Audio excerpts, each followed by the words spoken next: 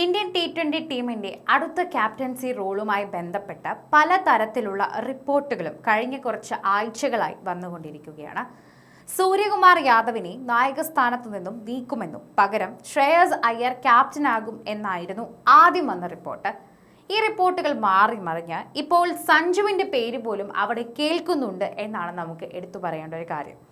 സൂര്യകുമാർ യാദവും അയ്യരുമൊക്കെ ഒരുപാട് നമുക്കറിയാം സഞ്ജുവിനേക്കാളും വളരെയധികം തന്നെ പ്രാക്ടീസ് ഉള്ള ബാറ്റർമാരാണ്, അല്ലെങ്കിൽ അത്തരത്തിൽ ടീമിനെ കൈകാര്യം ചെയ്ത് എളുപ്പവും വളരെയധികം ശൈലിയുമുള്ള ആളുകളാണ്.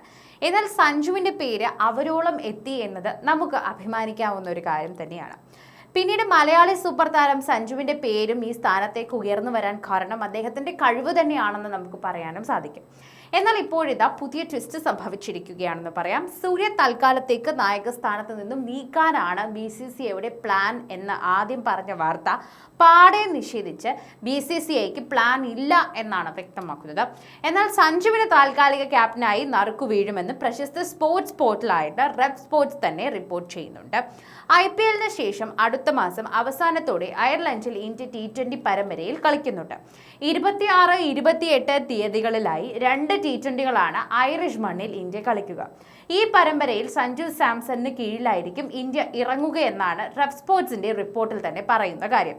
മുൻനിര കളിക്കാർക്ക് വിശ്രമം നൽകി ഒരു പരീക്ഷണ ടീമിനെയാകും ഇന്ത്യ ഈ പരമ്പരയിൽ ഇറക്കുന്നത്.